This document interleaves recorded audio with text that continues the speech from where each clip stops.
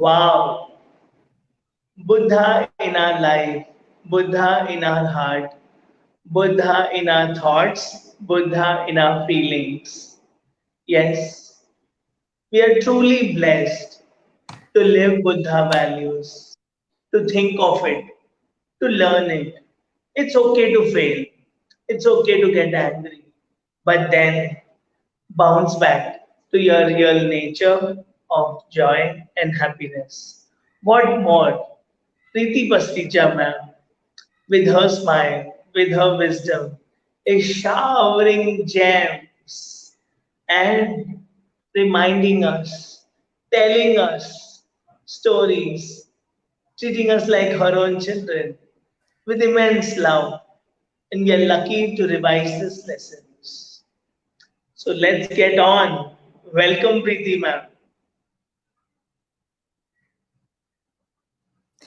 Thank you smiling Sunny, thank you so much. अभी जैसे हम शो के पहले भी बात कर रहे थे that we are blessed, we are actually blessed, and we are blessed again that God has chosen us to spread these blessings. और कितने हम Yes. ज्यादा ब्लेस्ड हो रहे हैं। In fact thanks to all this Sunday and thanks to this ecstatically blessed show. Really thanks to you Yes. Sunny ji. Yes, बहुत lucky हैं और अच्छे विचार जा रहे हैं and we are sowing seeds of love and happiness. Really Moving on from last week, Buddhaji's education, Buddhaji's early years, what were some surprising moments? You know, Buddhaji's teacher have, Buddhaji's guru have, Vishwamitra ji, when he was teaching, and in those special moments, what were, some eye-opening events? Would like to hear from you. Actually you are right, वो बिल्कुल आई opening events थे जब बुद्धा गए थे गुरु विश्वामित्र के पास सीखने, when his father sent him to a guru, thinking that since he didn't used to play in his childhood, he just used to wander sitting next to a pool, so he thought might as well he should be going to a guru and learning something. So as we were discussing last week, that the very first thing that guru taught him was gayatri mantra, om tat savarenyam. ऐसे इतना उन्होंने लिखा sand पे, then Buddha said that rest of the thing I will write, but Guru was astonished. He was so surprised that how will you write? You have come here to learn, so let me teach you. He said, no, please allow me to write. So he wrote the full Gayatri mantra. And then Vishwamitra was so stunned. Okay, but वो तो गुरु थे, वो तो हार मान ही नहीं सकते थे। खैर हार माननी भी नहीं चाहिए. Any individual should not give up. But then Guru was thinking that okay, if you know Gayatri mantra, let me allow me to teach you something else. So then he said, okay, he said, I will start teaching you certain rules. तो he started teaching math, पहले counting सिखाना शुरू किया। अभी बच्चे जब छोटे होते हैं, when children are small, they definitely learn either alphabets A to Z या तो फिर नंबर सीखते हैं 1 to 10। तो गुरु ऑल्सो स्टार्टेड टीचिंग हिम 1 2 3 4 5, बस सिर्फ 5 ही बोला विश्वामित्र ने, and then Buddha started endlessly. Now just listen to this, even I will speak endlessly. उन्होंने कैसे किया आगे बुद्धा ने, आप सुनिए। गुरु ने बोला, गुरु said 5 and then Buddha 6 7 8 9 10 20 30 40 50 60 70 80 90 100, 10 years make one decade, 10 decades make one century, 10 centuries make one millennium. And I also know about jawar, bajra, rice. If you go to sow all these seeds, you will make a tour of the entire world. I also know about the stars, the galaxy, the moon, the sun, the asteroids, and I know everything. I know about medicines, I know about science. You ask me anything, I know. My God, वो गुरु को तो ही actually उनको चक्कर आ गया। He fell down, he was saying कि how do you know all this? So then the guru Vishwamitra, he bowed down his head on Buddha's feet, said that you have come here to learn, but then how is it that you know all these things? How do you know about the century, about the decades, about the millennium? You are so small, you are just 8 years old. You yourself have not lived even for a decade. and you know about the decades and the millenniums, and these are certain things that they're definitely surprising me. You are talking about the whole galaxy, forget the world, forget the earth. You know about the flowers, the trees, and everything around. He was knowing everything. Like if an engineer goes to engineering college, he knows about only his field. But then here Buddha was knowing about science, about arts, about engineering, everything, about the animals, about the birds. So Guru was totally astonished, and on this, actually this Guru Vishwamitra had to give up, and he said that I don't have anything to teach you. You yourself are born, I guess you are born with the knowledge, and the habit of yours that you just keep on thinking, wondering about something, it is, giving you more knowledge. So I guess I don't have anything to teach you. Besides that, if you want, I can teach you archery, horse riding, and all these things. तो अभी वो उनको archery सिखाने लेके गए. Then he also went to teach him horse riding and then fishing, all these things. But there also, Buddha came up with his mastery. He had nobody in the palace, as we were discussing in 2 episodes ago, that after his mother's death, after Queen Mahamaya's death, Buddha was allowed to, I mean, he was forced to live in a palace in under the, inside the closed walls of palace, because thinking that king thought that Buddha should not see any sadness outside what is happening in the world, since he's already sad that he has lost his mother. So you were in the palace all these years, 7 to 8 years. You didn't have any friends. Or this Guru Vishwamitra was asking, you have not done anything besides sitting near a pond and wondering about something and thinking about something. How is it that you're so good at archery, you're so good at horse riding, you're so good at bird catching and everything? Buddha was also surprised. He said, I don't know. Even he himself was doing it for the first time. He said, "Bus, I know it just like that. I don't know. It is God gift or what is it? Nobody taught me. It is just like that." To this, Guru Vishwamitra folded both his hands and he said that you are welcome to go back to your palace again. I don't have anything to give you. I cannot teach you further. You are already learned. You are born with this knowledge.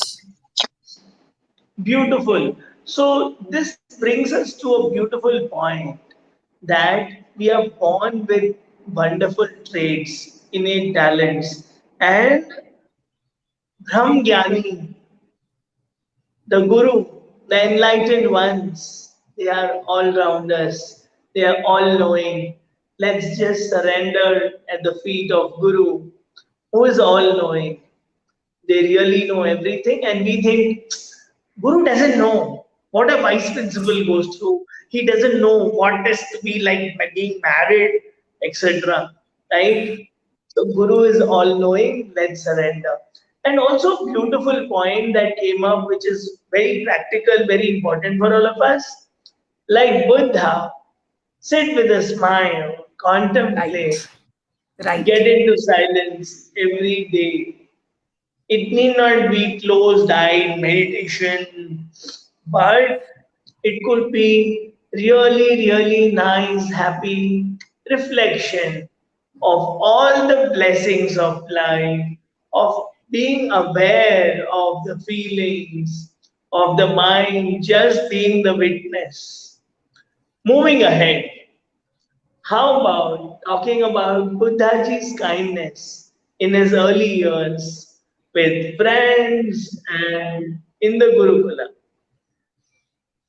Very good. Now, like we all of us know, at least this much, that Buddha was very kind, and his birth on in this world was to only save the mankind, and he was very kind. But since you have asked about his childhood, so let us start from his childhood. The kindness that people saw during his childhood. I will share one incident. Of course, there were many, but I will share one incident.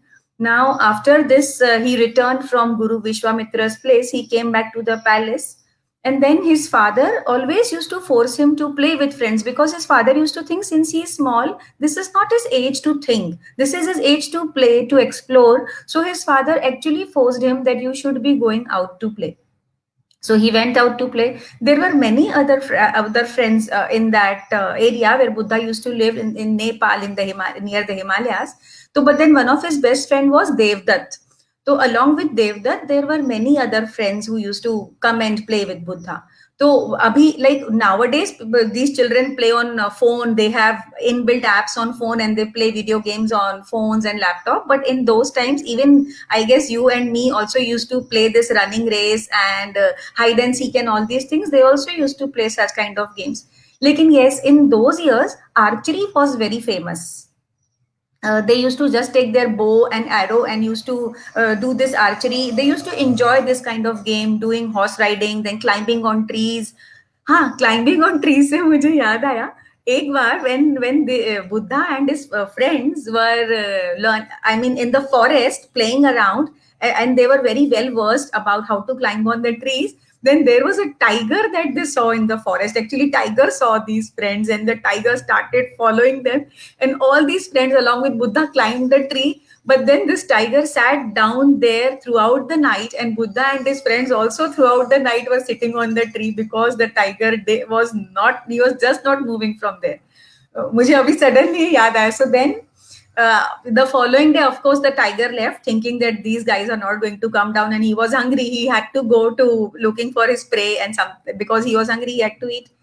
चलो वो तो चला गया. And then these friends and Buddha also went back to palace. They also ate food and came back again to play. So now came back again to play. They were doing this archery. Have you seen in any movies or serials? इधर ऊपर apple रखते हैं and they aim on that. Yes.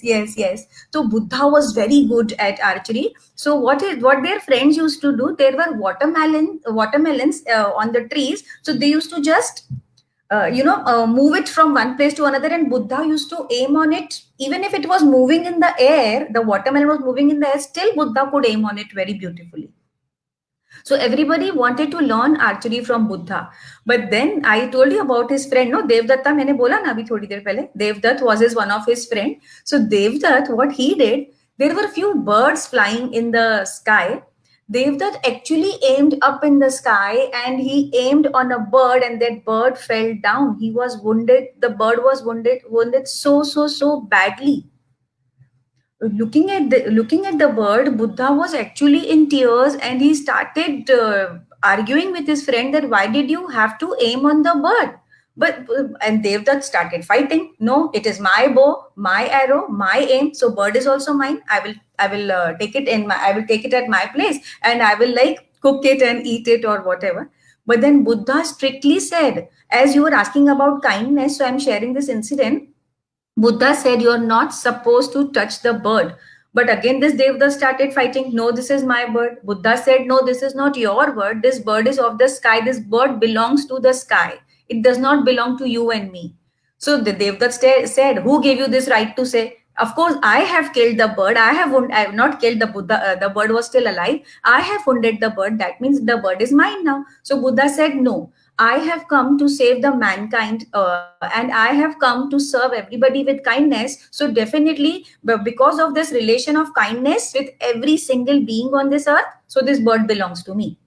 So then Devdutt said, if this is the case, then let us go to the palace and ask the renowned people sitting there that whom does this bird belong to? The one who aimed and wounded the bird and got it down from the sky, or the one who is trying to save?